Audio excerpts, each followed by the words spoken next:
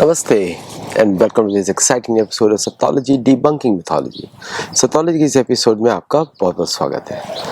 प्रधानमंत्री मोदी ने आज रिपब्लिक समिट में वापस 1000 साल के प्लान की बात करी। पहली बात तो इसको धार्मिक तरीके से आपको देखना भी चाहिए, क्योंकि उन्होंने कोई ऐसा नहीं बोला कि रावण के जैसा मैं अपने लिए सीढ़ी बनाऊंगा, मैं स्वर्ग जाऊंगा, ऐसी बड़ी बड़ी बातें नहीं करी। और भारतवर्ष के लिए हमको लंबे प्लान्स चाहिए, क्योंकि हमारी लंबी सभ्यता है, युगों से चली आ रही सभ्यता है। पहली बात तो मैं बताऊं कि भारतवर्ष जो है ये पृथ्वी के आरंभ से है। पहली बात, हमारी धरोहर बहुत पुरानी है। ब्रह्मा के द्वारा कृत पृथ्वी पे बहुत ही पुराना वर्ष है ये, और सबसे प्रिय है देवताओं के लिए। तो और देवताओं के लिए, मुक्ति के लिए प्रिय है ये वर्ष, पूरा भारतवर्ष। स्पेशली भारतवर्ष, जो जम्बू द्वीप में भारतवर्ष है, वो अनेक डेफिनेशंस होती हैं। जैसे कि फॉर एग्जांपल जो हम पृथ्वी आज देखते हैं उससे जम्बू द्वीप ही दिखाई देता है, बाकी द्वीप हमको नहीं दिखाई देते। ओके, लेकिन फिर भी सुग्रीव की जो यात्रा है उसके अनुसार हम देखते हैं कि ये नवा खंड जो जम्बू द्वीप का है वही भारतवर्ष है। और अगर हम बाकी द्वीपों को देखें जो हमको दिखते नहीं है, कॉन्सेंट्रिक सर्कल्स में है, वो इससे अलग है। अब इस पूरे के चारों ओर एक बड़ी सी लोक आलोक पर्वत भी है, लेकिन हम सिर्फ जम्बू द्वीप की बात करेंगे। तो उन्होंने कब ये स्टेटमेंट्स दिए? उन्होंने दिया मई 2024 में एनडीटीवी के इंटरव्यू में दिया। उन्होंने बोला था कि this is Bharat time, we must not lose opportunity. और उन्होंने बोला था कि विरासत एंड विकास, लिंकिंग विरासत एंड विकास, और multi stage planning, 25 year planning, 5 year planning, 1 year planning, 100 days. और उन्होंने यूथ के ऊपर कि आप बड़े सपने रखिए, उन्होंने बात करी थी। फिर अप्रैल 2025 में उन्होंने सिविल सर्विसेज डे में इस बात करी थी कि उन्होंने बोला था The policies we are working on today, the decisions we are making are going to shape the future of the next 1000 years. अब ये 1000 साल में किस चीज़ की बात हो रही है? देखिए, नंबर 1 इन बिजनेस, पहले भी हमारा लंबा था, नंबर 1 इन मिलिट्री पावर। और मैं इसमें थोड़ा सा ऐड करूंगा, प्रधानमंत्री मोदी या भारतीय सेनाएं ऐड करने, सेनाओं का प्रयोग, क्योंकि पूरे विश्व में अधर्म की वजह से बहुत अत्याचार हो रहा है। धर्म मतलब वेदों के द्वारा प्रतिपादित, उसी को धर्म बोलते हैं। बाकी धर्म की जनरल डेफिनेशंस होती हैं, मतलब कि कर्तव्य, आपका कर्तव्य, आपकी duty, compulsory duty, intrinsic value, original nature, ये सब अलग अलग डेफिनेशन होती है। लॉ भी होता है उसकी डेफिनेशन, वे ऑफ लाइफ भी होता है, ये सब होता है धर्म की डेफिनेशन। लेकिन जब हम धर्म की बात करते हैं ओरिजिनल, तब भागवतम में और बाकी शास्त्रों में बताया जाता है जो वेदों द्वारा प्रतिपादित है वही धर्म होता है, और वेदों के विरुद्ध अधर्म होता है। तो पूरे विश्व में जो अधर्म फैला हुआ है, अशांति फैली हुई, वो वेदों का अनुसरण न करने की वजह से है। तो जब हम धर्म की बात करते हैं तो उसको हमको एक बार देखना पड़ेगा कि भारतीय सरकार पूरे विश्व में मनुस्मृति या धर्म या वेदों के प्रसार में लगे। भारतीय मिशन, हम सेक्युलर देश नहीं है। अगर मुसलमानों को देश पसंद नहीं है तो वो जा सकते हैं मुस्लिम देशों में, क्रिश्चियनिज्म वालों को पसंद नहीं है तो वो भी वहाँ जा सकते हैं। लेकिन भारत तो वेद प्रधान देश है। वेद प्रधान मतलब यहाँ पे धर्म की व्याख्या होगी, तो उसको फैलाना है जिससे शांति फैलेगी। अब देखिए, मुसलमान देशों में महिलाओं के ऊपर कितना ज़्यादा अत्याचार होता है, बच्चों पे कितना ज़्यादा अत्याचार होता है। जब किसी को कर्म करने की फ्रीडम न मिले उसको अत्याचार बोला जाता है। मतलब कर्म ऐसे नहीं कि हवा में कुछ भी कर दिया, विकर्म को कर्म नहीं बोलते, कर्म विकर्म अकर्म तीनों अलग होते हैं। जब पूरे विश्व में सनातन धर्म फैलता है तो कर्म बंधन से मुक्ति को ही सरकार की नीति बोला जाता है, उसी को लोक संग्रह बोला जाता है, क्योंकि उससे सभी प्रकार के जीवों में, सभी प्रकार की प्रजाओं को हेल्प मिलती है। पेड़ पौधे, एक्वाटिक्स, जल में रहने वाले जलचर, एक्वाटिक्स मतलब वही हो गया, फिर जमीन पे रहने वाले, फिर जो मनुष्यों पे, सभी का धर्म होता है, सभी की रक्षा करना जरूरी है। भारत एकमात्र देश है जो सभी की रक्षा करता है, और एकमात्र धार्मिक देश है। इसे दुनिया के जितने भी जो जेन्युइन स्पिरिचुअलिस्ट हैं, धार्मिक आचरण करने वाले, वो भारत में शरण लेते हैं आके। और जिनको भारत में प्रॉब्लम होती है वो कहीं भी जा सकते हैं, उनको कोई भारत में रहने की जरूरत नहीं है। वो मिडिल ईस्ट में रह सकते हैं, पाकिस्तान में नहीं रह सकते, पाकिस्तान हिंदू देश है, वो जमीन हिंदुओं की है, वो कहीं और सिंधु नदी के पश्चिम में कहीं भी जा सकते हैं। फिर उन्होंने बात किया एक्सेलरेटेड रिफॉर्म्स। किस तरह के रिफॉर्म्स? देखिए, डिफेंस रिफॉर्म, पहले तो हमको मानसिकता का रिफॉर्म करना पड़ेगा कि हमारी सारी सरकारें चलती हैं वर्णाश्रम की रक्षा करने कि मतलब वर्ण धर्म से त्रायते मतलब कि जो वर्ण चार आश्रम की रक्षा के लिए संसिद्धिर हरितोषणम कि पूरा समाज हरितोषण के लिए कार्य करे। ये मानसिकता बदलनी पड़ेगी, क्योंकि यही मानसिकता लानी पड़ेगी, पुरानी मानसिकता छोड़नी पड़ेगी। क्योंकि जब हम उस धर्म की अगर हम भारत की रक्षा करते हैं, क्योंकि वेद प्रधान देश है, तो हम योग कर रहे हैं, युद्ध भी कर रहे हैं, तो फिर भी योग हो रहा है। भगवान कृष्ण तो अर्जुन को कन्विंस करते हैं कि तुम अधर्म के विरुद्ध युद्ध करो। तो अधर्म के विरुद्ध तो युद्ध किया जाता है, शस्त्रों से किया जाता है, भयंकर युद्ध होता है। महाभारत से बड़ा कोई युद्ध किसी ने देखा नहीं है आज तक। 1 अरब 66 करोड़ लोग मरे हैं महाभारत युद्ध में, श्री पर्व में लिखा हुआ है। फिर उसके बाद आता है सितंबर 2024 में उन्होंने एक और स्टेटमेंट दिया, India is preparing A base for the next 1000 years. तो 4 बार दे चुके हैं स्टेटमेंट ये, and not focusing on just reaching the. और उन्होंने आज एक और बात बोल दी कि हम रिएक्ट नहीं करते छोटी मोटी स्पाइक्स के ऊपर, हम लंबे प्लान पे काम करते हैं। और यही बात सबको पता होनी चाहिए कि लंबे प्लान पर ही काम किया जाता है। जब आप लंबे प्लान के लिए काम करते हैं तो छोटे प्लान्स अपने आप ही अचीव हो जाते हैं। अगर लंबा प्लान है कि हम ऐसी व्यवस्था बनाएं कि सभी लोग अपने कर्म के अनुसार मुक्ति प्राप्त करें, कर्म बंधन से मुक्ति प्राप्त करें, भारत गोल्डन देश बन जाएगा, किसी प्रकार की कमी नहीं होगी। हमारे पूर्वजों ने ऐसा किया था, किसी जॉब का कोई प्रॉब्लम नहीं रहेगा, क्योंकि चारों वर्णों के जॉब सृष्टि निर्धारित करती है। अगर आप ब्राह्मण है तो आपका कर्म लिखा हुआ है, क्षमा दमा तपः शौचम शांतिरार्जम अयोचा, है ना, ज्ञानम विज्ञानम आस्तिक्यम ब्रह्म कर्म स्वभावजम। अगर आप क्षत्रिय हैं तो शौर्य तेज धीरज दाक्ष युद्धे च पलायनम, है ना, दानम ईश्वर भाव छात्र कर्म स्वभावजम। कर्म निर्धारित है क्षत्रिय के भी, कृषि गोरक्षा वाणिज्यम, ये वैश्य के कर्म हो गए। और फिर परिचारित मतलब बाकियों की सहायता करना, जॉब करना वेतन पे, वो सूर्य के कार्य में। और चारों को मुक्ति मिल जाती है आसानी से, भगवत प्राप्ति न्यूट्रल होती है चारों के लिए। और चारों जन्म पे आधारित ही नहीं है, ये कर्म पे आधारित है, गुण पे आधारित है। बाय बर्थ की जो नॉनसेंस है वो अब्राहमिक रिलीजन्स की है, अब्राहमिज्म की है ना। अभी भी देखिए मुसलमान जो भारत में रहते हैं, कोई अपने आप को अशरफी बुलाता है, कोई ये फर्वी बुलाता है, वो बुलाता है, सारे जाति धर्म में घुसे पड़े हैं। मैं हायर हूँ, तुम लोअर हो। मुसलमानों में होता है ना, मैं हूँ मोहम्मद का वंशज, मैं ऊपर हो गया, ऐसे बकवास करते रहते हैं, किंग ऑफ जॉर्डन वैसे। तो बिना जाति प्रॉब्लम उनके अंदर है, हमारे अंदर नहीं है। जाति तो स्वाभाविक है, जहां भी जन्म आपका होगा, लेकिन रेसिज्म जो प्रॉब्लम है वो उनकी प्रॉब्लम है। रेसिज्म का अर्थ ही होता है जाति। भारत में रेसिज्म नहीं है, भारत में रेसिज्म नहीं, भारत में वर्ण व्यवस्था है, उसको मिस ट्रांसलेट किया गया है। तो जब भारत वर्णाश्रम की रक्षा करता है, धर्म का प्रतिपादन करता है, तो पूरे विश्व में कोई और देश है ही नहीं जो भारत से आगे निकल सके। कि जब हमारे क्षत्रिय युद्ध करेंगे वेदों की रक्षा के लिए, आप देखिए क्या जोश होगा। राम के लिए युद्ध कर रहे हैं, कृष्ण के लिए युद्ध कर रहे हैं, देखिए क्या जोश होगा, कोई लड़ नहीं सकता हम लोग से। अभी जैसे अमेरिका श्रीलंका में सैटेलाइट ऑप्स दे रहा है, फिर बांग्लादेश में कर रहा है, ये सब बकवास बंद होनी चाहिए।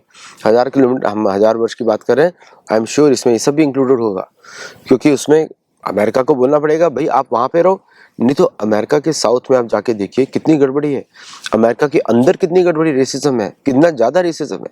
तो ये सब अधर्म के लक्षण है। फिर उन्होंने जून 2026 अभी बोला रिपब्लिक समिट में, whatever India is doing, it is going to write the future of the next 1000 years। जो आज करें, तो ऐसा क्या कर रहा है भारत जो 1000 साल के लिए एप्लीकेबल होगा। पहली बात, भारत अपना सेनाओं का आधुनिकीकरण कर रहा है और एक प्रोसेस डाल रहा है जिसमें आर्म फोर्सेस विजन डॉक्यूमेंट्स पे काम करेंगी। 2047 का विजन, 2097 का विजन, फिर उसके बाद का 2000, तो मतलब 1000 साल का 3026 तक की हम बात कर रहे हैं। 2026 to 3026 का प्लान है भारत का। और हमारा इंफ्रास्ट्रक्चर, मैरीटाइम इंश्योरेंस, फिर उसके बाद और भी गवर्नमेंट पॉलिसीज, हेल्थ की पॉलिसीज, ये अगर हम पूरा का पूरा हेल्थ सिस्टम को आयुर्वेद की तरफ मोड़ दें तो क्या जबरदस्त वो होगा। और गुरुकुल में अगर हम गुरु बेस्ड एजुकेशन वापस इंट्रोड्यूस करें, जिसके क्वालिफाइड गुरु की आवश्यकता होती है, क्वालिफाइड गुरु जो परंपराओं से आते हैं, हमको आपको मैन्युफैक्चर नहीं करना है। मध्वाचार्य संप्रदाय अपना करेगा, रामानुजाचार्य अपना करेगा, क्योंकि वो सारी संप्रदाय यूनाइटेड रहती हैं। आदि शंकराचार्य का वो अलग करेगा। तो बाकी हमारी संप्रदाय जीवित हैं, कोई मरने वाली नहीं है कहीं पे, क्योंकि ये इंस्पिरेशनल मॉडल है, एक्सपीरियंशियल मॉडल है। उनको एक्सपीरियंस होता है भगवत शक्ति का, इसलिए वो लगे रहते हैं अपनी सेवा में। और जो अपनी इंद्रियों पर संयम करते हैं उनको सबसे टॉप में रखना पड़ेगा, कि जिसने अपने मन बुद्धि अहंकार पे टॉप में रख लिया उसको पद्मश्री देना चाहिए, रिकॉग्नाइज करना चाहिए, पद्म विभूषण देना चाहिए कि भाई देखो इन्होंने अपनी इंद्रियों पे पूरा संयम कर लिया है, इन्होंने मन बुद्धि अहंकार को त्याग दिया है। उसको गवर्नमेंट को रिकॉग्नाइज करना चाहिए कि भाई देखो ऐसे रोल मॉडल्स होते हैं। एक्टर्स एक्ट्रेसेस को उनके लिए कोई लोअर मॉडल सेटअप कर दें, पद विभूषण फॉर कार्य फॉर दिस सेक्टर ओनली, तो कुछ नाम उनको अलग दे सकते हैं कि नाचने वाले गाने वालों को तो अलग अवार्ड होना चाहिए, उनका भी इम्पोर्टेंट कंट्रीब्यूशन है, लेकिन वो अलग होना चाहिए क्योंकि ये नेशनल आइडेंटिटी होती है। तो आई टोटली एग्री कि इन सबको रिकॉग्नाइज करना पड़ता है हर फील्ड में। बट जिस तरह के हम लोग उदाहरण लेकर आ रहे हैं, जैसे कि अभी नागालैंड के गुरु का उन्होंने किया, I was very happy to see that. और Draupadi Murmu presenting the award of Padmashri to the guru in Nagaland, amazing. ये कोई सरकार नहीं सोच सकती थी, ये सिर्फ नरेंद्र मोदी सरकार ने सोचा। तो इसलिए मुझे ना नरेंद्र मोदी सरकार से कुछ मिलता है ना किसी और से मेरे कोई अपेक्षा है। हम तो जगन्नाथ जी के ऊपर डिपेंडेंट है, हमको किसी से कोई अपेक्षा नहीं है, ठीक है। तो ये जो स्टेटमेंट्स हैं ये एक फाउंडेशनल स्टेटमेंट्स हैं और मोदी जी ने 4 बार इसको रिपीट किया है, 4 बार। और 4 बार रिपीट करने का अर्थ है एम्फेसाइज है, कंसिस्टिंग मैसेज है फ्रॉम ए लॉन्ग टाइम, समझे आप। अब आता है विकसित भारत 2047, उसमें GDP US dollar nominal GDP 30 से 40 ट्रिलियन डॉलर, और अभी ऑलरेडी 19 है भारत की। अगर हम देखें भारत की जो पीपीपी बेस्ड है 19 है, 2047 तक उसको डबल या ट्रिपल करने का प्लान है। तो अगर हम पीपीपी टर्म से देखेंगे तो 6 मतलब अमेरिका से ऊपर निकल जाएंगे। और 15,000 से 18,000 डॉलर यूएसडी। अभी हम देखेंगे तो यूएसडी हमें नॉमिनल जीडीपी पे नहीं देखना है, ये 4 जीडीपी अभी है 4, अगर इसको 10 गुना ज़्यादा बढ़ाना है, 4 ट्रिलियन नॉमिनल की बात कर रहे हैं। तो ये मुझे समझ नहीं आ रहा है नॉमिनल है कि purchasing power parity based. Purchasing power parity based देखेंगे तो अगर इसका हम ट्रिपल करेंगे तो it will go beyond anything which America can even dream, क्योंकि अमेरिका का नेचुरल ग्रोथ नहीं हो सकता। उसके बाद ये झूठ बोला जाता है कि नेचुरल संसाधन बहुत है।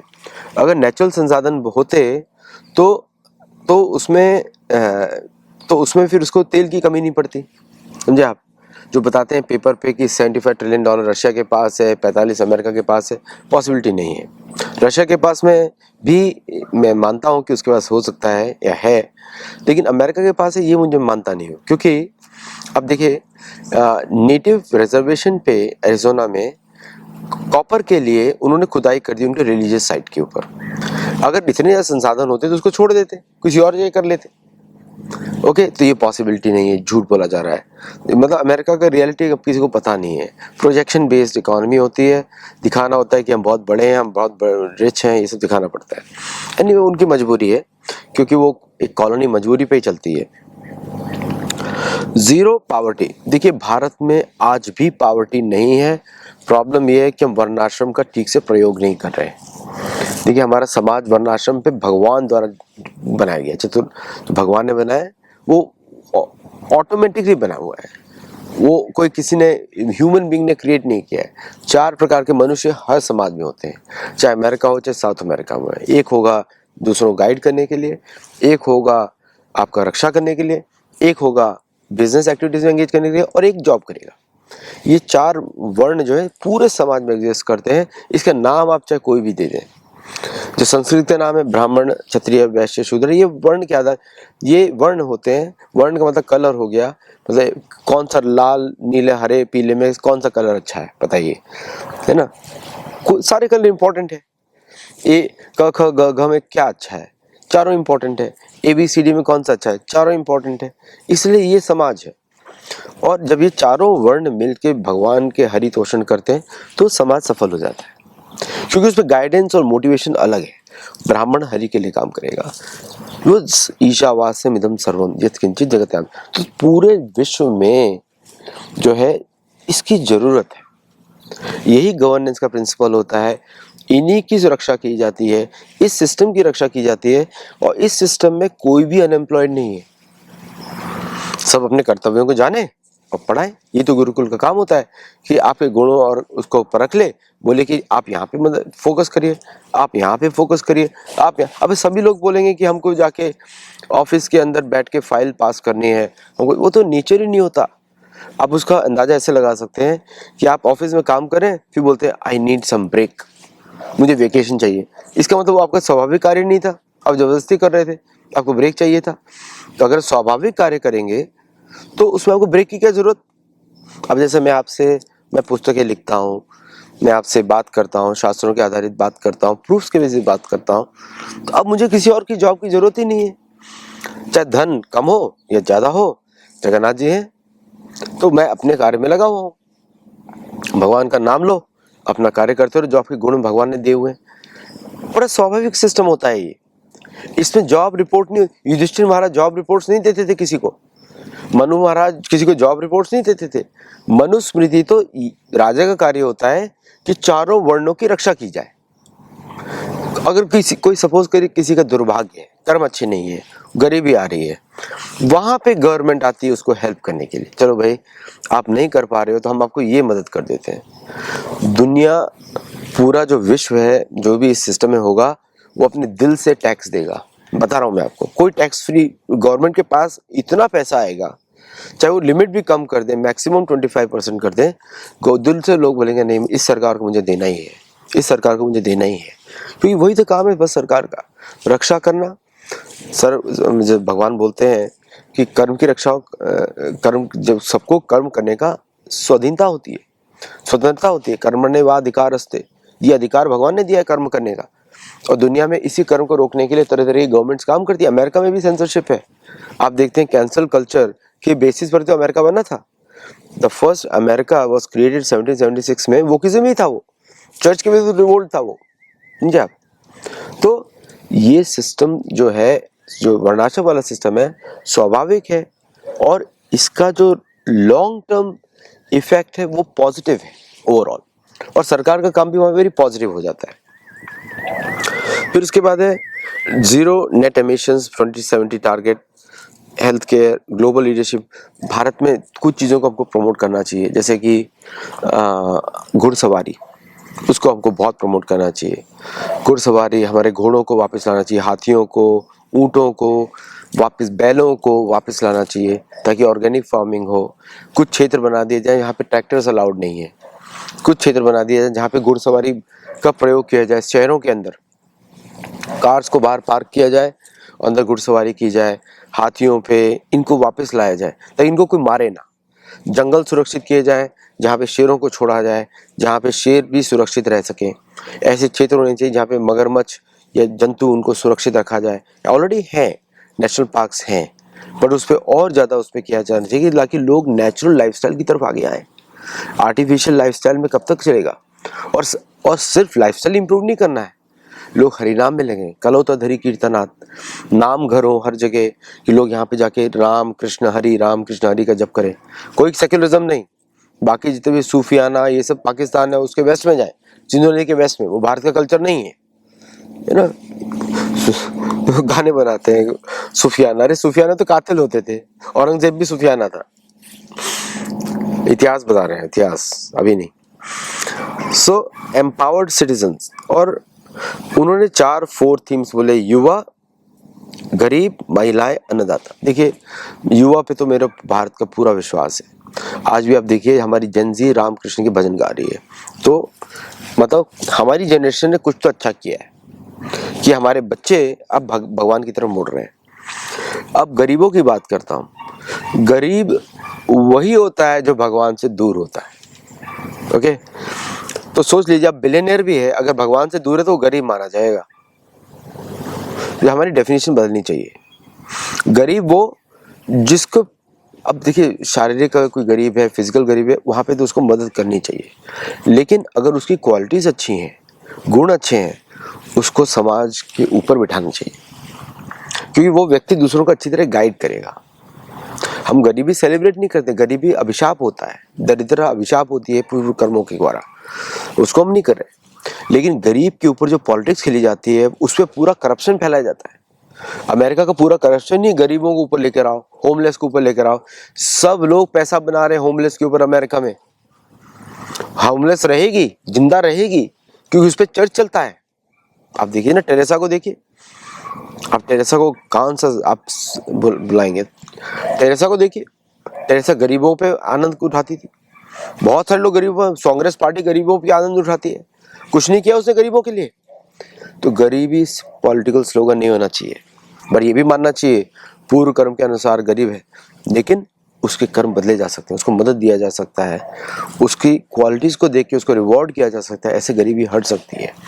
जो धनी व्यक्ति हैं, किसी के गुण अच्छे हैं, उसको मदद करें तो गरीबी अपने आप थोड़े समय उसका अभिशाप चला जाएगा। और जो गरीब है उसको पश्चाताप भी करना पड़ेगा, कि कर्म के आधार पर समाज होता है, वर्णाश्रम समाज। तो ये सब अच्छे पॉइंट्स हैं उनके, बहुत ही अच्छे पॉइंट्स हैं। अन्नदाता, देखिए अन्नदाता तो भगवान होते हैं, ओके। और किसान जो होते हैं वो भूमि देवी की सेवा कर रहे हैं।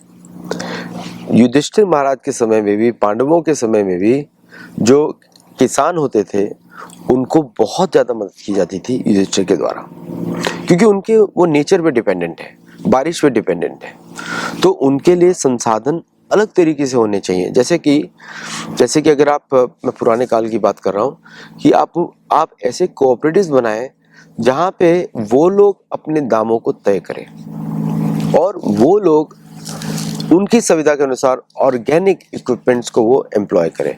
जैसे ऑर्गेनिक इक्विपमेंट्स होंगे, फॉर एग्जांपल बैलों को लाएं, या फिर वो अलग इक्विपमेंट, सीड्स उनके लिए अच्छे हों, उनके लिए फैसिलिटीज़ अच्छी हों जहाँ पे वो सेव कर सकें।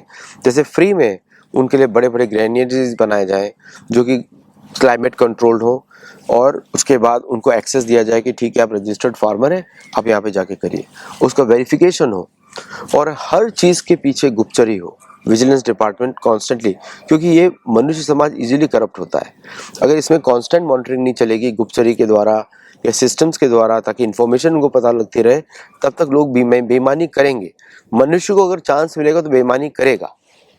दंड नीति बहुत ही आवश्यक है। तो दंड नीति का प्रयोग किया जाए यूजिंग एडवांस टेक्नोलॉजी, और इमीडिएटली फाइनेंशियल दंड नीति हो।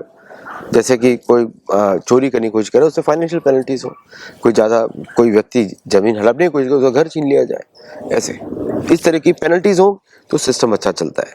जैसे आर्मी में होता है कोर्ट मार्शल, बट समाज में भी ऐसा होना चाहिए, क्विक जस्टिस। ये अंग्रेजों वाला न्याय नहीं कि एक एडवोकेट हायर करना पड़ेगा, एडवोकेट सिस्टम को हटा देना चाहिए, उसकी कोई जरूरत नहीं है, वो अंग्रेजों का है, उससे भारत का कोई संबंध नहीं है। हमारा संबंध है कि लोग धर्म के अनुसार अपने आप को रिप्रेजेंट कर सकें, और जो वहाँ बैठा हुआ है वो बिना किसी बिचौलिए के देखे आपकी परिस्थिति को, आपको जस्टिस के बारे में बताए। उसके क्वालिफिकेशन भी अलग होना चाहिए। क्षमा दमा तप शौचम शांति राज्यम विचार ज्ञानम विज्ञानम आस्तिक्यम ब्रह्म कर्म स्वभावजम, वो है 1000 ईयर। क्योंकि ये जो 1000 साल का समय है, एक्चुअली 10,000 साल का समय है, ये गोल्डन पीरियड है। यहाँ पे सनातन धर्म बढ़ने वाला है। अभी कलयुग खत्म नहीं हुआ है। ये जो लोग वीडियोस बनाते हैं कलयुग समाप्त हो जाए, सब बकवास, इनको किसी को कोई ज्ञान नहीं है। ये स्कॉलर्स हैं, स्कॉलर्स मतलब कुछ नहीं होता, स्टूडेंट है, स्कूल जा रहे हैं इसलिए स्कॉलर्स हैं, ठीक है। शास्त्रों में जो लिखा है वो जिन्होंने भविष्य देखा है उन्होंने लिखा है, आप उसको इंटरप्रेट नहीं कर सकते, आपको एज इट इज लेना पड़ेगा कुछ चीजों को, क्योंकि वो व्यक्ति भी विद्वान है जिसने लिखा है। ओके, आप विद्वान, जस्ट संस्कृत शब्द आ गए इसका मतलब ये नहीं आप विद्वान बन गए, वो भाषा है। तो यहाँ पे बहुत आवश्यकता होती है तप की, यहाँ पे स्वाध्याय की, आपकी साधना की, तब जाके चीज समझ में आती है। तो हम भविष्य को प्रेडिक्ट नहीं करते, हमारा काम नहीं है। हम ये बोल रहे हैं कि अभी कलयुग समाप्त होने के कोई लक्षण नहीं है, अभी कलयुग थोड़े समय के लिए माइल्ड होगा, उसके बाद घोर कलयुग शुरू होने वाला है। अभी कलयुग का ही पीरियड चल रहा है, तो अभी हरि नाम को प्रमोट किया जाए as much as possible from सरकारी तंत्र, ये भारत की पॉलिसी में होना चाहिए। अब जैसे उन्होंने अमृत काल किया 2022 से 2047 तक, तो 75वें से 100वें इंडिपेंडेंस एनिवर्सरी पे आत्मनिर्भर भारत और फिर पीएम गति शक्ति which is integrated master plan बड़ी जबरदस्त है। ये this is the basis of the 1000 year plan. Digital India, digital public infrastructure, make in India, skill India, Ayushman Bharat, national education policy 2020, national education policy में आप प्लीज़ रामायण महाभारत के lesson डालिए, but संप्रदायों के माध्यम से डालिए। संप्रदायों को इग्नोर मत करिए, क्योंकि वो लोग सेवा में साधना में लगे हुए। इसका मतलब ये नहीं कि वो स्कॉलर्स नहीं है, उनसे बड़ा कोई स्कॉलर्स नहीं है। विद्यावधु जीवनम, जो साधना करता है उसी को ज्ञान मिलता है। भगवान उसके हृदय में ज्ञान दीप ज्ञान जला देते हैं उसके अंदर से। ज्ञान मतलब ज्ञान की चक्षु देते हैं उसको, शास्त्र चक्षु देते हैं। शास्त्र चक्षु ही ज्ञान चक्षु होता है ना। और विज्ञान चक्षु होता है जब आप योग के माध्यम से ज्ञान को देखते हैं, तब योग तो विज्ञान बन जाता है। वो योग मतलब भगवान से जुड़ के फिर आप ज्ञान को देखते हैं तो वो ज्ञान बन जाता है वो। तो इस तरह की माइंडसेट को हमको डालना जरूरी है, तो ताकि हम उसको अपने जीवन में इम्प्लीमेंट कर सकें, हम मुक्ति प्राप्त कर सकें। सरकार का ध्येय होना चाहिए मुक्ति प्राप्त कर ले, क्योंकि मनुष्य जीवन तो सफल हो। हम सब काम कर लेंगे, लोगों के शरीर मेंटेन कर लेंगे, फिर उसका मृत्यु हो जाएगी, फिर उसके बाद क्या होगा, वो तो अपना पाथ भूल गई। तो लोक संग्रह फिर कैसे हुआ? तो लोक संग्रह तो तभी होगा जब सभी लोग मुक्ति का पथ प्राप्त करें। और फिर उसके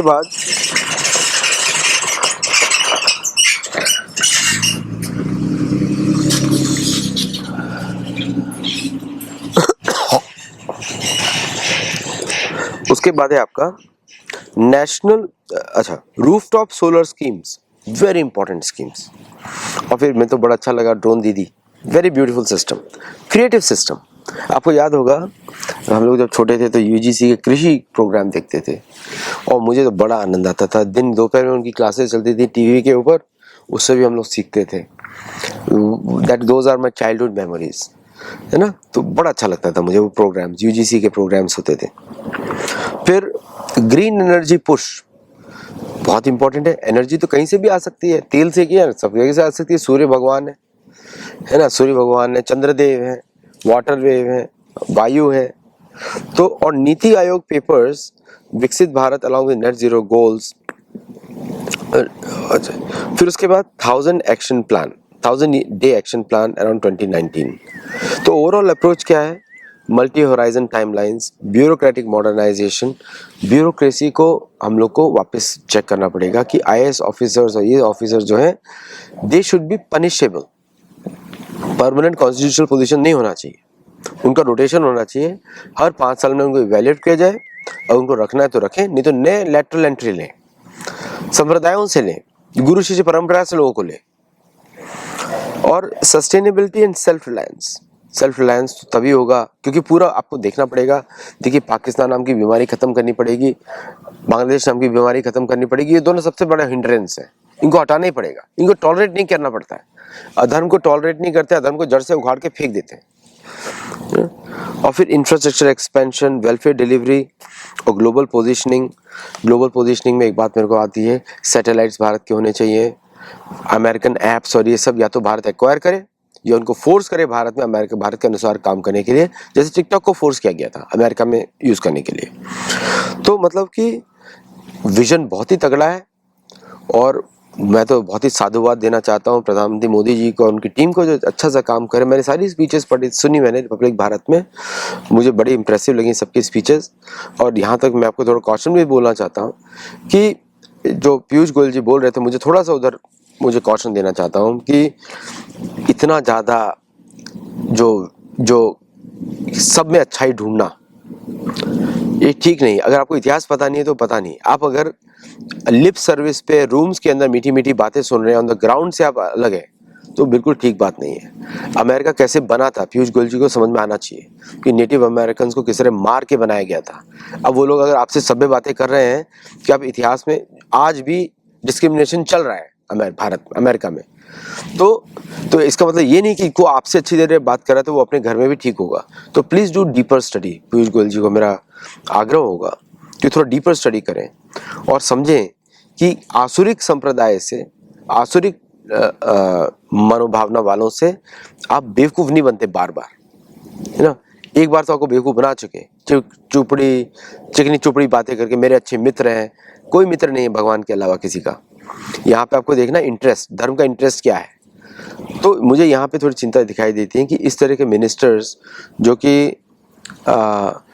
इस तरह के मिनिस्टर्स जो बोध भूल जाते हैं, जैसे कि बोध क्या हुआ कि अब चिकनी चुपड़ी बातें लोग कर रहे हैं, वो तो आपसे करेंगे, आप मिनिस्टर हो, बाकियों क्या ऑन द ग्राउंड क्या।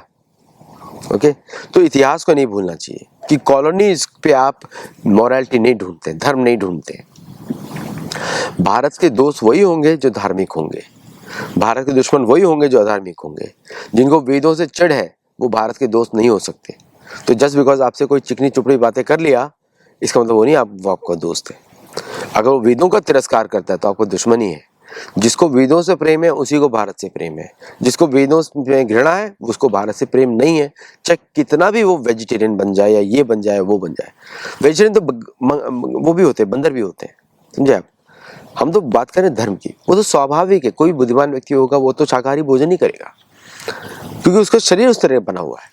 और शरीर की बनावट या शरीर का स्ट्रेंथ तो खान पान पे होता ही नहीं है कभी भी, वो होता है नियम के अनुसार, व्यायाम करने से, और नियम के अनुसार खाएं, जो शरीर को जरूरत है उतना खाएं। तो इसलिए धर्म की दृष्टि से जो भारत को, जो वेदों से प्रेम करेगा, सनातन से प्रेम करेगा, वही भारत का दोस्त है। तो ये मुझे एक सिम्टम है, मैं सिर्फ पीयूष गोयल जी के लिए नहीं बोल रहा हूँ, सिम्टम है ये। तो ये इस बात से थोड़ा दूर चले जाए। मैं यहाँ पे इतने सालों से रह रहा हूँ, मुझे मालूम है समाज कैसा है, और धर्म की दृष्टि से देखो तो आप यहाँ पे कई बार खा नहीं सकते। और गाय खाने वाले से आप दोस्ती कैसे करोगे? जो अपनी माँ को ही खा रहा है उससे दोस्ती कैसे करोगे, चाहे वो कितनी भी अच्छी बातें कर ले? ठीक है, तो ये बात को समझना जरूरी है। मैं ये मानता हूँ कि हम सबको ट्रेड में, हम सबको विन विन सिचुएशन देखनी चाहिए, बट वो दूसरा वाला तो विन विन सिचुएशन लेके नहीं आ रहा ना, आप आ रहे हो, वो तो नहीं आ रहा ना। तो आप डिसाइड करोगे विन विन, बट वो तो चाहता है विन लूज, वो चाहता है मैं जीतूं आप हारो। तो वो लेवल प्लेइंग फील्ड नहीं आ सकता। आज तक किसी भी पश्चिमी देश ने विन विन नहीं किया है, इतिहास बोलता है। तो झूठी अपेक्षा करने से आप बुद्धिमान लगते हो समाज में बात करते हुए, लेकिन मूर्खता हो जाती है। यहाँ पे चाणक्य ऋषि को फॉलो करना पड़ता है। तो ये मेरा जस्ट थोड़ा सा क्वेश्चन होगा, बट एनीवे बहुत ही अच्छा मूवमेंट, बहुत ही अच्छी स्पीचेस, लॉन्ग टर्म प्लान अच्छा है। और मोदी जी ने बहुत ही भयंकर तरीके के जो विजन डॉक्यूमेंट है, मैंने इसको एनालाइज करने की कोशिश करी है। पूरा तो मैं नहीं बोल सकता क्योंकि हम तो जगन्नाथ जी के भक्त हैं, हम तो बस ये देख रहे हैं कि धर्म की दृष्टि से क्या किधर जा रहा है। तो आज के लिए बस इतना ही। अगर आपको वीडियो अच्छा लगा है तो लाइक करिएगा, शेयर करिएगा, वीडियो को हाइप भी करिएगा यूट्यूब पे, और हमारे मेंबर्स बन के आप सपोर्ट कर सकते हैं, और लिंक सारे उधर दिए हुए हैं, वहाँ पे सपोर्ट कर सकते हैं। हमारे चैनल को बार बार ऐसा लग रहा है कि दबाया जा रहा है, अगर आप उस पर थोड़ा ध्यान दें, अपने फ्रेंड्स को भेजें, अपने दोस्तों को भेजें, ताकि लोग सामरिक दृष्टि से जियोपॉलिटिकल अवस्था में धर्म को भी देख सकें। आज के लिए बस इतना ही। नमस्ते, जय Jagannath, and I will see you in the next show. Thank you.